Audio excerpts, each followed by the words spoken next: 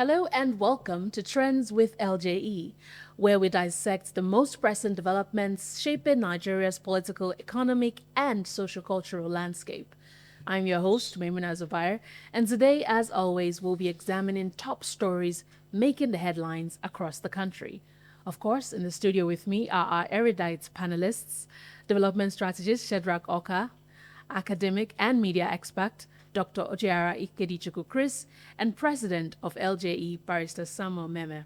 Gentlemen, good to have you guys on the show. Good to have you too. We missed you. It's been Your a whole week. professional touch. Yes, sir. Where have you been, Muna? It's a long story. I'll tell you off camera. Okay, thank you. But let's go right into it. Let's begin with our first story. The federal government has filed criminal defamation charges against Senator Natasha Akpoti-Uduaghan, suspended senator representing Kogi Central following her explosive live interview on Politics Today on Channels Television, where she accused Senate President Godswill Akpabio and former Governor Yahya Bello of plotting to assassinate her. The charge, filed by the Office of the Attorney General, cites criminal imputation with intent to harm reputation under Section 391 of the Penal Code. Key prosecution witnesses listed include Akpabio, Bello, and other senators. This comes on the heels of a fierce fallout in the Senate following Akpoti-Uduaghan's suspension in March, which she termed unconstitutional and political motivated. The senator had previously accused Akpabio of sexual harassment and linked her recall plot as well as an alleged assassination plot to Bello. But gentlemen, I'm going to come to you first, Barrister, because there's a lot of legal jargonry here. Let's talk about this. Is this a valid suit? And does this case signify a dangerous politicization of the judiciary, in your opinion, professionally speaking? In my opinion, no. This is clearly a suit brought against Natasha. Is a criminal charge. Of course, she alleged, I think there was a rally that was conducted in Kogi where she alleged openly, and she mentioned name, and she said she has also forwarded information to the security agencies that some persons are making attempt to kill her, like she alleged. So he who allege shall prove. Right. So if you allege that someone is making an attempt to kill you, then you should be able to provide information. If you're unable to provide information, then you can as well be charged to court for providing false alarm or false information, or as the case may be. So I think people are just trying to whip in settlements. I support Natasha. I like her as a person, but I feel if you have such kind of evidence that someone in the person of a Senate president or the former governor making an attempt to kill or take your life, then you should be able to have enough information to prove. Right. Rather than just making an allegation, not being able to. Just like she alleged in the previous time that this Senate president is making some sexual advances towards her. Yeah. And we know what happened to the extent that the Senate president's legal representative requested if she can come up with some of this evidence so they can look into some of those issues. But up to now, nothing has been proved. So it's not enough for you to just allege that something is going on. You should be able to prove. And if the allegation is one that borders on integrity of another person, then you should know. She's a lawyer. Right. The Senate president is a lawyer. So they should be able to have their days in courts. All right. Shedrack, what do you think about this recent development? I think it has taken on a new dimension. Yes, while I agree totally with Barrister Meme on the issue of spurious allegation by Natasha at this moment because there's no evidence to substantiate her claim. However, there is a twist to it. You know, coming from somebody who had suffered a lot of political harassment, I recall that she contested the governorship election against Yahya Bello. Right. Houses were burned, her life was being threatened, cars were smashed. We saw open violence in the Kogi state election. All of this had those reports before the IG of police. I can confirm to you to date, there is no arrests, there is nothing done on that issue. So for me, it is not enough to dismiss her allegation has been spurious. We have seen a lot since her issue with the Senate president transpired. We've seen a lot of controversy, a lot of conspiracy theory around it. One was a hired blogger called Sandra Duru, who alleges a lot of things, but we saw today, as of today, a lot of things have been happening. Even the presidential committee is set to investigate the issue. Akwa Ibom pulled out. There is no explanation as to how this case is going on. Right. And what is the twist? Somebody who alleges that people want to, kill her or destroy her life. She's filed a report before the IG of police. And what happened? She was never invited.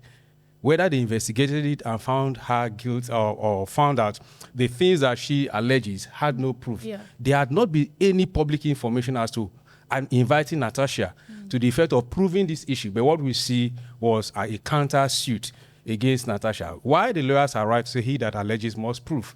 But when somebody complains, who already have an issue with these personalities being mentioned, there is always lies on the IGP or Inspector General of Police or our, the Attorney General to at least investigate to even see whether this thing is right or wrong. But Natasha confirmed she was never invited. She was never invited by them and nothing was done. But let's see how it goes. But again, it is not strange to us in the polity. We think it is just a tactical move to cover up a lot of issues. But Nigerians are watching. At the end, we will see the end of the case. Absolutely.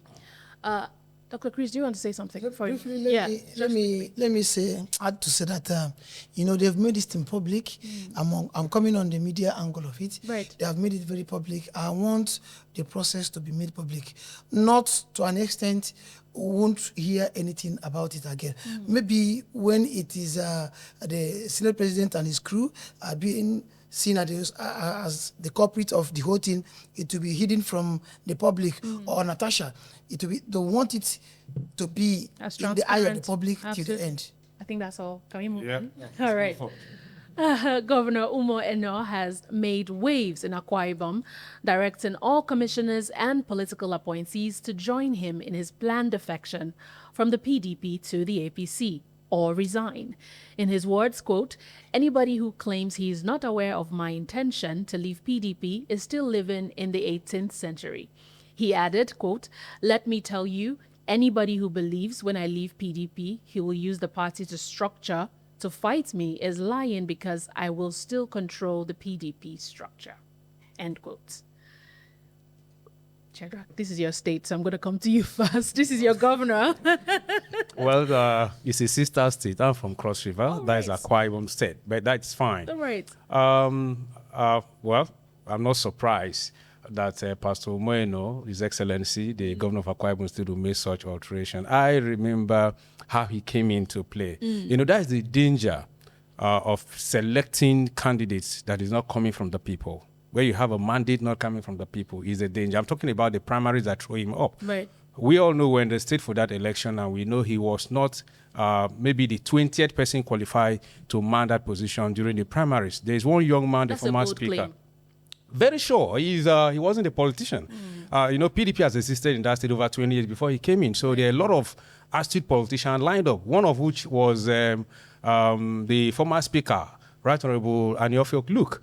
He was tutored to be the person that would succeed Udom Emmanuel, but he was disappointed and they gave it to Pastor Moeno. So for him making this statement is very unfortunate. But it's not surprising, all of which is just the finger, as I would say, the voice of Jacob, the hand of Esau, so to say, is the attempt of the one-party state as people claim.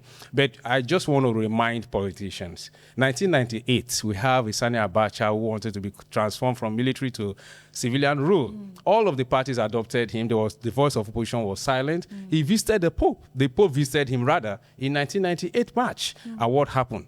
3 months after that, he left. He left up to today. So I think this election is not about one strong man, posing himself as a god, having absolute powers, to control the system. Right. It's about the people. Even the master champion chef who knows that in chess game, even if you think you have all the expertise, once the crowd turn the table, game is over. Absolutely. It is the people that will determine who becomes their governor, not one man anywhere. When time comes, the people will make their statement. Absolutely. Dr. Chris, we have had a previous episode where we talked about the danger that is looming ahead of us with this one-party system. And if you heard the president himself, basically, aligned with the position of a one-party system is not such a bad thing. So what does this ultimatum mean? Is this even constitutional for the sitting governor to ask his appointees to defect along with him or resign? What does this ultimatum mean for, party loyalty and even the political culture of, what will I call it now, ideological fluidity in Nigeria? We've said so many times that there are no ideologies in parties. Is that what is playing out here? Yes, you said it all in your intro. Looking at it, this is a way of stifling democracy. He was once our president was once accused of trying to create a one-party system in Nigeria. At a stage, he said no, but publicly he said even if it happens, it's not such a bad thing. There's nothing bad about it. Right. Now, I'm only concerned in the area of trying to force people working under you to follow you to where you are going. Now, looking at it, where is the democracy in what they are doing? There's no democracy. If you want to go to a certain party, it's expected that you go alone and leave people. Also, I want to dwell in the area of trying to stifle the media. At a point he removed the media channel in the media center in Government House. Right. Trying to shut down the media. Now, when you do something as somebody of his kind in his position as a governor, and the media happen to air it to the people, so what are you expecting the media to do? Is it that when you do something or when you say something, they shouldn't air it? You want it to be longer. You want it to be hidden for you. Absolutely. Now, what are you trying to hide? What you said or what leaked out, if I may use that word, it's what you acted. And the media told the same thing to the people, and you are sad. If you want to join APC, you are free.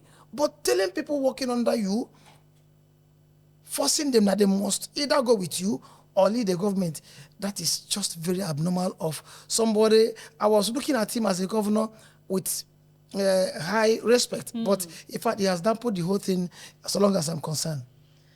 Barrister, do you have any thoughts on this? Well, we now find out that the current governor of Akwa Ibom is just a regular typical politician. Threatening your commissioners or your supporters that any person who does not follow you should resign. And even stating that even if they remain in the other party, he still has, control. I think somebody has already said the agenda. The former Rivers State governor already said the agenda. Right. So they should follow that trend. But in the long run, Nigerians will still decide what happens in this 2027 election. Absolutely. And they will be shocked. Yeah. All right.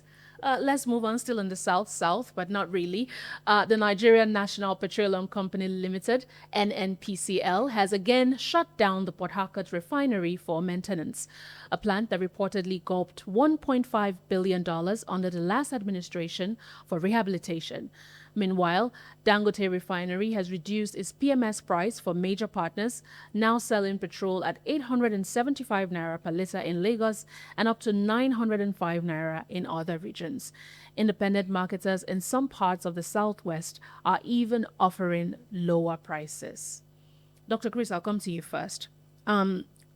If you noticed, I said again, because we've had very recent times where the PH refinery was said to be undergoing some sort of maintenance.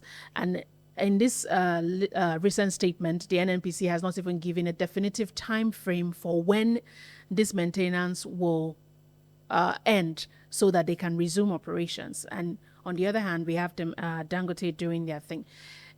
I'm trying to juxtapose these two, and I want you to paint, a more clearer picture for me on your thoughts on this. Yes, you see, for me, let me use this analogy to paint my your canvas. Yes. So Nigeria is like a car owned by so many persons, and when you look at a car owned by so many persons, hunger is always the problems. I would say. Who is he within my jurisdiction to feed it. President will say, it's not my task to feed it. Shedrack will say, so at the end, you see that cow owned by so many persons dying out of hunger. Right. Now, let me bring it down to the NNPCL issue. Now, NNPCL, for me, is a cash cow for the people there. They use NNPCL to make so much money. Look at Dangote refinery that has been in production for some time now. We've not had any issue coming out from that place. Then look at so much amount expended on NNPCL. Talk of that of Port Harcourt refinery. Talk of that of Warri. Talk of that of Kaduna. Nothing tangible is coming out from now. We had some time, 2 times shutting down, 2 times in 5 months. Right. And what is the production rate? What is the production rate? What has Nigerians gained since it came into stream as a refinery? Nothing. Now, what they want to do again is they want to apportion a lot more money to maintenance, so that those people gaining there will still keep gaining. Now that we have a new leadership in NPCL, let's see what they can do. It's like 1 week ago, the president endorsed and appointed them. So let's see. And I was meant to know that they are all good and best in their careers as people coming from the oil sector. Right. So let's see what they can do to redeem this refinery for Nigerians. Barrister, thoughts? NNPCL is coming up again. As usual, we've had this back and forth about the issue of NNPCL. Right. We have Dangote now been able to establish one working. The federal government has not been able to establish a formidable refinery. It still boils down around corruption and government intention to do the right thing. And sometimes it baffles me because we're having this issue from the time of PDP administration. They will tell you because the PDP is look at what the president said at that time. And they said, sweep them all. Sweep them. Bring all of them. You are criticizing people, or you criticize people in 2012. As of 2015, you won the election. Your party won the election. And you condemn all that they did. Now, the same people you condemn are the same people now manning the various positions in your government. Absolutely. So what's the difference? Nothing. So we'll still continue to have this issue, except we have people who really got the idea to run a system. But what we have today, we just have politicians moving from one place to another. No leadership. No directional leadership in this country. Right. Starting from the top to the bottom, maybe for a few of them. So I think we are getting the worst at this time. Nigerians are being pushed to the wall. Right. And in the long run, like I said, Nigerians will take the right decisions. And I believe and I hope, if they do not allow hunger to finish everybody between now and 2027, those who have the consciousness to vote, they are very, very convinced that they will be able to do the right thing. We can only hope. We go on a quick break now, and when we return, a 13-year-old wins gold at the Gateway Games and the rise of artificial intelligence in democracy. Stay with us.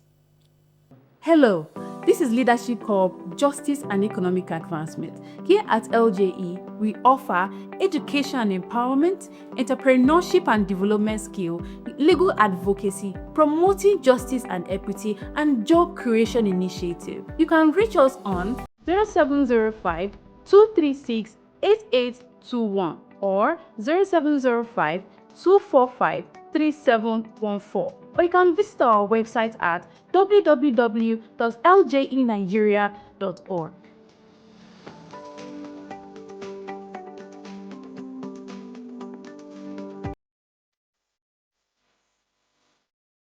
Welcome back.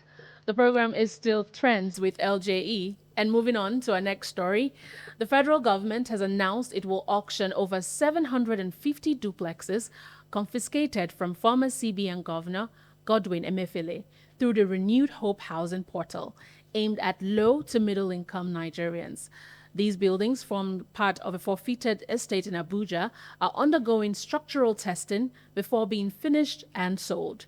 However, Emefiele has gone to court, alleging the forfeiture was concealed from him and legally premature. Dr. Chris. It's laughable. I can't go. Shedrack, let's start with you.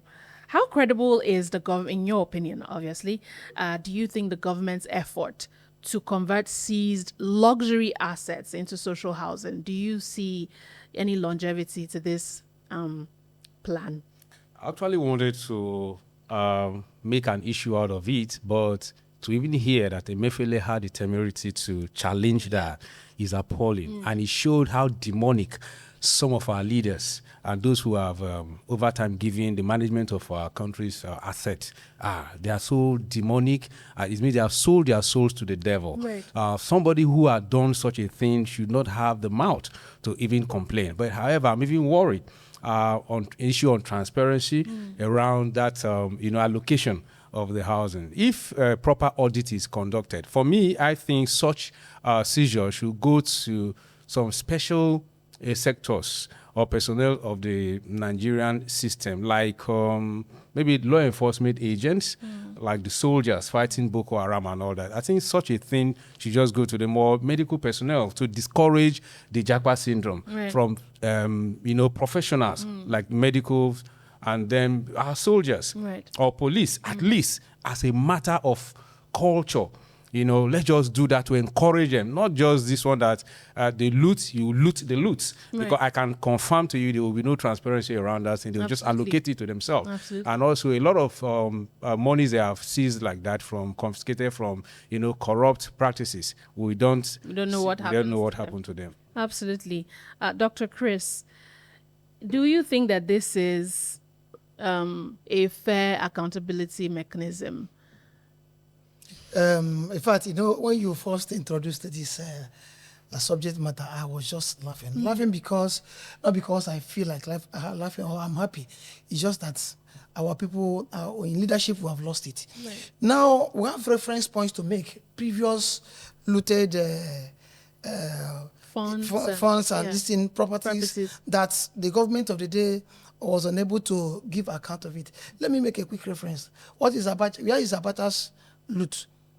It's the one they want us to hear that we want us to hear. What about the ones, I am sufficiently convinced in me that it is not only these buildings or properties that was recovered from Emefiele. Right. There are some hidden ones. It's just that this one is too much that they cannot hide it. Now, just like my colleagues said here, there are places or people that should get these allocations. We have our doctors leaving the country, our nurses, other professionals leaving the country. So this thing should be a kind of bait to keep them back in the country. Right. Give to them so that when somebody gets good accommodation, he will give his best at work. So they should give us, in fact, I am seeing that this thing is going to end in the hand of the people that recovered it from Emefiele. But it's very appalling. I think I will align my thoughts. And when you were making that comment, personally what I was reflecting on is about the conduct of Mr. Emefiele while he was the governor of the central bank. His conduct, the administration at that time, his policies, everything about him was nothing to write home about. Right. This is a man who decided on his own to punish Nigerians. In fact, the prosecution going on today is one thing that I can say that this administration is doing so well. Right. Because so many people felt that this man is untouchable. Imagine this facility, one man trying to own the whole country. 753 that we know of. That's insane. That is massive. Yeah. But looking at this issue deeply, I think maybe the government can maybe assign this property to the Nigerian police force as the barrack or the army barrack. But it shouldn't be that this property should be sold in any case. That's the point. They are trying to auction it at low prices. It shouldn't go. To who? low cost, To who? low income earners. There was just few people will just acquire the whole property. It happened in Right. Guadepa. Yeah. One person will acquire like 15 or 20 to himself Yeah. and resell. At Absolutely. the end, the aim of the government will be jeopardized. Yeah, absolutely. Very true. Moving on, in a bid to modernize election logistics and security, INEC has announced the formation of an artificial intelligence division. The commission says the division will use predictive analytics and intelligent automation to enhance planning, polling unit allocation, and fraud detection. However, INEC also acknowledges the risks of AI, especially in spreading misinformation and synthetic media during elections. I mean, let me come to you, Shadrach. How ready is Nigeria? We just had a situation with the UTME. I should bring our minds to that, where we do not have the infrastructure, ICT infrastructure, to be doing things that foreign countries are doing. But I want to hear your thoughts on how ready do you think Nigeria is for AI-driven election infrastructure? Memuna, I can tell you straight without missing word, Nigerians are ready. Okay. But Nigeria is not ready. Right. I don't know. Special word. Would you trust? In our local parlance, there's what they call odeshi. It's a charm that when you are giving, it protects you against when they shoot you, it will not penetrate. When somebody gives you an odeshi, you go and 10 of your men die. Will you go back to the person to recommend solutions for you? Right. INEC have failed absolutely in the last election concerning the transmission of results. They should fix that up. Any other reforms they are trying to propose, we cannot trust this current INEC with Right. any other thing called modernization of the elections until we have made progress past where we were. The reforms that bettered the 2023 election were okay, they were normal, except that INEC criminally, I say criminally, adulterated the system and deliberately and intentionally, and there is no prosecution around that. Right. The Professor Mahmoud, he should know he expended taxpayers' money on what he conducted in the last election. That conspiracy should not be let low. We cannot trust him with another reforms. They should go back and fix what they did in the last election. What we need is transparency around our electoral reforms, not new one. We are not ready to trust this same INEC with any other modernization using AI. But for Nigerian, of course, we have the capacity to move on with the world, but not with this current system. Right. Barrister, do you think this, still speaking on public trust, this could deepen, public suspicion in an already trust-deficient system? What are your thoughts on this? I think INEC should focus on the issue of transmission. Because of course, remember 2 weeks ago, we went to INEC and we presented a document, our recommendation. We also went further to the National Assembly, recommending specifically that they should implement the IREF. In fact, we requested from the National Assembly that the IREF policy should be included in the electoral reform document as a matter of law. So I think that the area we should be looking at to ensure that this policy, the transmission of results electronically, is solidified in our laws, so that at the end of the day, we should be able to have these results in real time. INEC should know that they are not a political party. The operators of INEC, the officials of INEC are not aspirants or candidates in the upcoming elections. They are not politicians. So whatever they are doing, they should do it in a way that should bring in confidence in the minds of Nigerians. Right. Trying to introduce policies or areas that with intention to favor certain political party is not what we need at this moment. Because if you are there today as the INEC chairman, you will never be there forever. So what goes around will definitely comes around. Absolutely. Dr. Chris, I know we already said something about this. I just want you to say something really quickly about the AI of it all. You see, just like our president and my colleague Shadrach just said, INEC is good at bringing up proposals that are good to hear. Yeah. Even the output is excellent. Fantastic reform. Implementation is the problem. It is INEC that will come up with this proposal, and we will still frustrate it.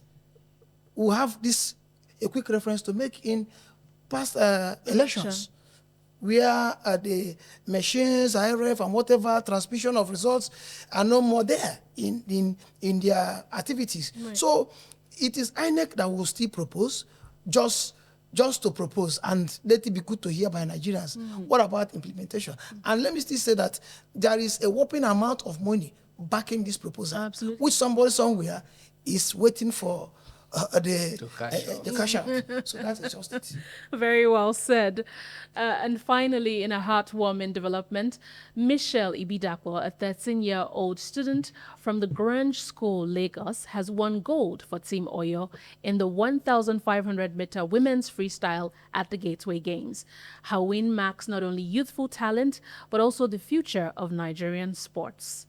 Shadrach, what are your thoughts on this? I think this is a really good 13. Yeah, You can start congratulations to laughing the- as well. Yeah, this is great. Let's talk something good. I know. for our country. This is great. Well, that is very fine. That is something heart suiting. Right. I can confirm that we have 1,001 of such young and brilliant talent all over the streets.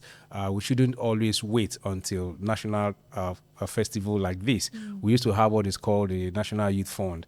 When I was in Owerri as a little boy, there is a boy called Chidi Imo that won a 100-meter race. He was in my school at the time. So they brought him to cheer all young ones and told us Chidi Imo was in this school. So Yeah. I think we must visit the talent hunts in our various school, from primary school Right. to secondary school, and so that much of this talent will be tapped to make Nigeria a great society again. Absolutely. Dr. Chris, do you think, I mean, I don't think this is even a question I should be asking. I was going to say, do you think athletes, especially female athletes, are receiving enough support? But let me even talk about how we can institutionalize talent identification and, grassroots sports development. We used to have the Noga Games. Do they still do that?